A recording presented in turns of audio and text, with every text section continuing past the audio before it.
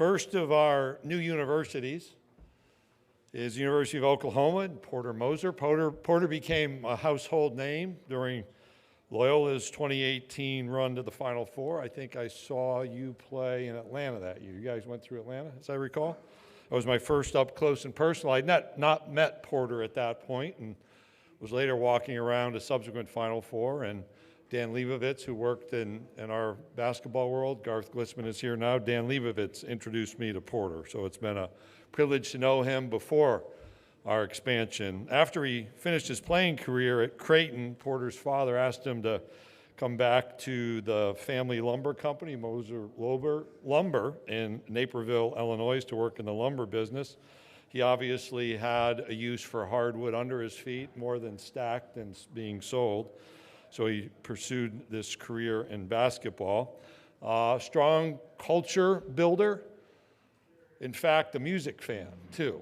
So there was a question asked earlier today about 3 bucket list items. He said one was to go see U2 in Dublin, so I showed him my video from the Joshua Tree Tour at Croke Park in Dublin. He now has to catch up to me, but I also saw him at the Temple game when Oklahoma opened their season. First time the SEC logo was on the football field. I saw Pearl Jam on a Thursday night, and he went to see them in Wrigley Field on a Saturday night. So as a Chicagoan, that has double meaning, probably triple meaning. He and his wife, Megan, have 4 children. Really proud to have Porter with us and proud to be a 16-team league and welcome the University of Oklahoma head men's basketball coach to the stage.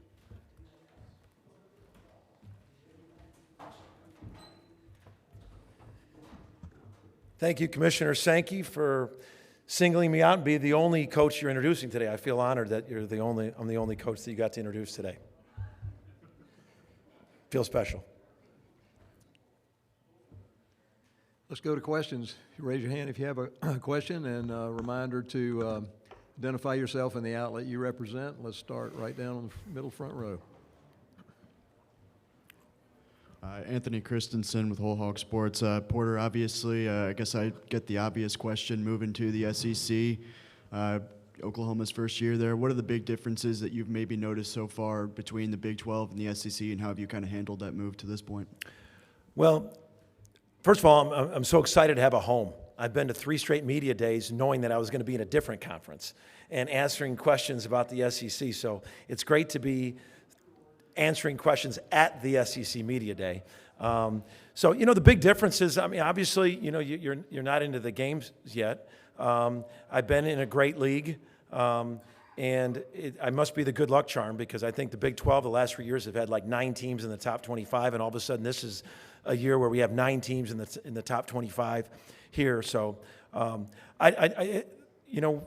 this level, the SEC, there's unbelievable coaches. The talent level is tremendous. Just been watching a lot of games. We've played SEC teams.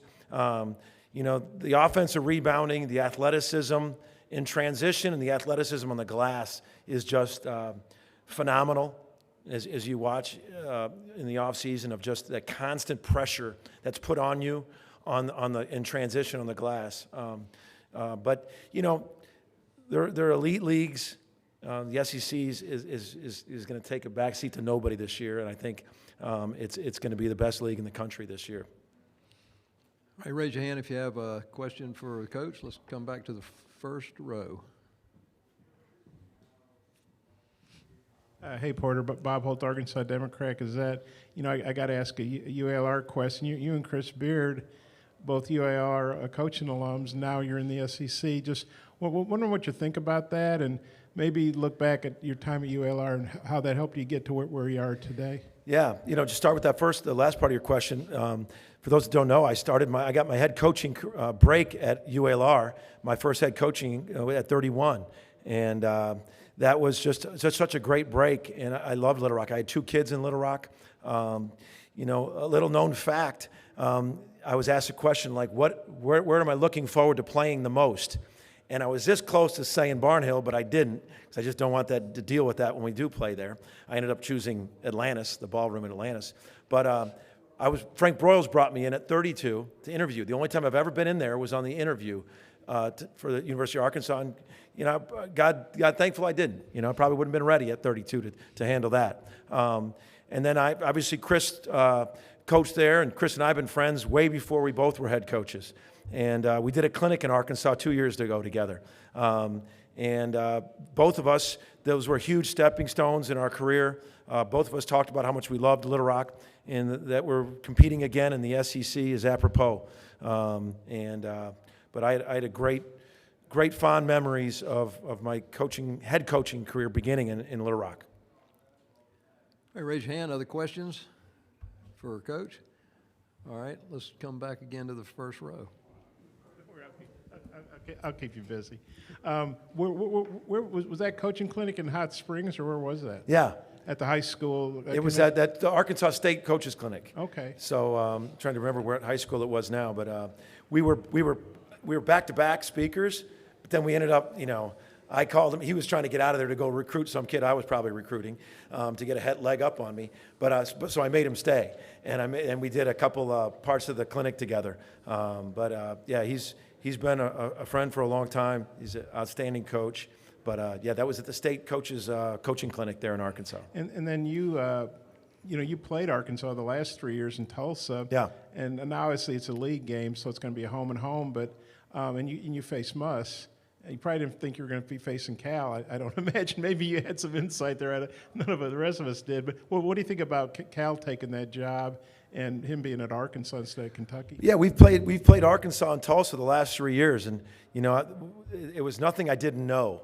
They got an awesome fan base. So I saw that those 3 years in Tulsa. No, nobody saw it coming with Cal. But once he's there, he's obviously amazing coach, amazing person, and unbelievable life for any program. And with that fan base, they're doubling down, getting a great coach and a great ambassador for the school. Question on the left side, third row. Hey, Porter, Neil Blackman, Saturday Down South. You guys, I think you got to the jump man, and you guys were like in the top 10, and then go from that to first team out. Sam was over there earlier talking about how even with the new guys that you guys brought in, a bunch of people that had played in the NCAA tournament or just missed it or won their conference, that it's a hungry group because of that feeling on Selection Sunday. Can you speak about that a little bit? No, it was. People talk about balance of your roster, and no, that Sunday was probably of my professional career was one of the worst days, to where you're feeling the whole year you're in, and that's why you can't look at that crap. You can't wake up and look at that app on your phone, the bracketology, whatever it is, because every day from like December 1st we were in, and we were 18-6 and lost 1, 4, and 6 leading scorers, and then we ended up not getting in on that day.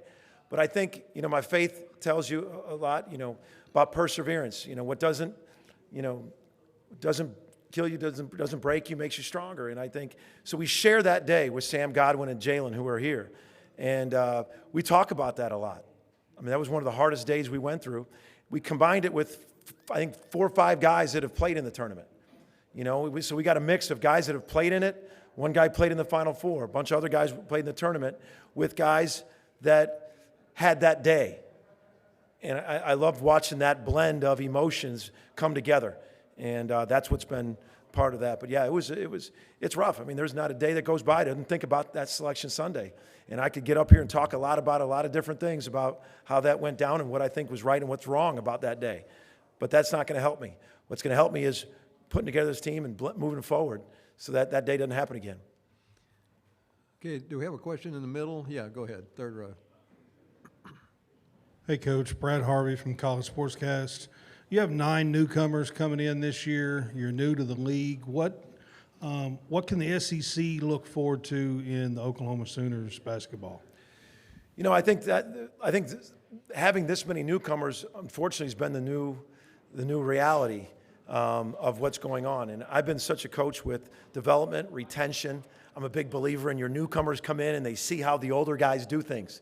I've just been like at Loyola, that was such a big believer. Retention's been hard with the transfer portal and NIL combined. So the one thing I will say is 2 of our toughest players that we had on last year's 20-win season was Sam Godwin and Jalen Moore. Those are two starters that have been through a lot. And so we added these newcomers. And the one thing that those newcomers, we got a lot of different blends that they can say every day is two of our hardest practicing guys every single day are Jalen Moore and Sam Godwin. So that's the standard of how hard they're going. So I think those two guys really bring in some toughness, some athleticism. I think we brought in some shooting. We got, it doesn't mean anything about the past, but we have somewhere, our shooting I think is really up based on what we're doing in this offseason, tracking all the numbers. So I definitely, analytically, I feel we're going to shoot the ball better and more often. But the thing that you have to do, just studying this league, is you've got to be better rebounding. It's the best offensive rebounding league in the country, and you've got to be able to rebound and stop that break. So I think that's one of the things we've been focusing in on day in and day out. Question on the second row on the end. Jack Pilgrim, KSR, coaching against Mark Pope at BYU in the Big 12. He's also joining you in the SEC. What is Kentucky getting in him as a coach? And the second part of that, he's also bringing Otega Owe with him as well. Just what can Kentucky expect from him as well? Playing Mark at Kentucky, one is he's such a good coach. He teaches great spacing. Offensively, he had such just the way the ball moved, the way he could do things, and everyone that knows Mark is just an unbelievable guy. Like he's just the fact that he played at Kentucky, he's an ambassador for him. It's just been fun to watch as I studied him and his first months on the job. He's put together a great roster. Otega started for me the last 2 years. He's going to get toughness, great kid, and really athletic, can go downhill, physical, and plays with an edge. And they're going to have a lot of good things they're going to have from Otega. Raise your hand if you have other questions for Coach. All right, let's come back to the front row. Yeah, Porter, you might suspect what I'm angling for on here. When you were at UALR, Arkansas had a policy they didn't play any in-state schools. That's changed. They've actually they're playing UALR and some other. They've played UAPB and UCA.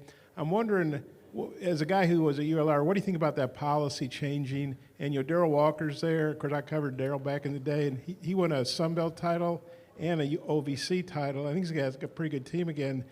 Do you follow Darrell at all, or do you keep up with UALR? Yeah, I got to know Darrell working for Sidney Moncrief, and great guy. He's done great, so I follow it.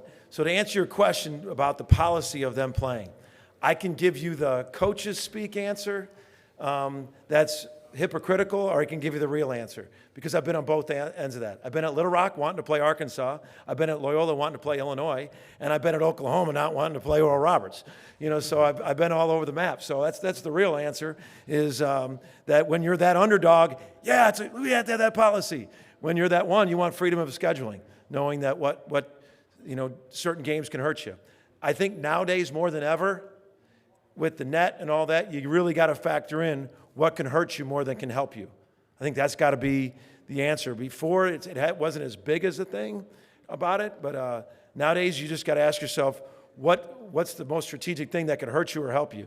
If you lose a quad 3 or 4 home game, or if you play a quad 4 neutral game, you just got to ask yourself that question. Is it worth the risk and reward?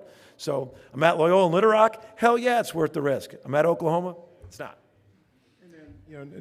Interviewing with Frank Broyles, pretty strong personality. I was wondering what you remembered about interviewing with him, just what that experience was like. What I remember about Frank Broyles, one, super smart, bigger than life personality. Picked me up for himself from the airport. Worst driver I ever drove with. Unbelievable, really smart guy. Loved talking sports with him. Really great conversationalist. But all those positives, and then driving from the airport to the thing, I felt I needed 2 seatbelts. All right, we've got time for one more question. Let's take it right here on the front row. Coach Moser, Drew DeArmond, WZZN Radio, Huntsville, Alabama. I was going to ask you about one of your transfers. We got a chance to see him a little bit at Alabama last year. He wasn't healthy a lot of the time, but what is Muhammad Wagee going to bring to your roster? Yeah. So Mo came in, and he had a broken foot. He gutted it out playing the second half of the season there with that stress fracture. They took care of it. They had the surgery. He went in the portal, and I just liked, he played for Nate and he played for Bob Huggins. He tasted winning. We needed another big. I thought he defended, rebound, ran the court. He had experienced, yeah, so I thought there's just so many positives. Who he played for, his journey, but you had to weigh in the injury. He's been great. He's been cleared healthy for about a month. He's looking as good as running the court, rebounding. He's got that apprehension that you have coming back from a surgery like that on a foot, past him now. You know, the first couple weeks he was apprehensive. Now you can just see his experience of running the court, defensively, communicating. So we're expecting big things from him, and I'm really counting on him a lot this year, especially having gone through the SEC awards that he's gone through. Thank you, Coach. All right, thank you.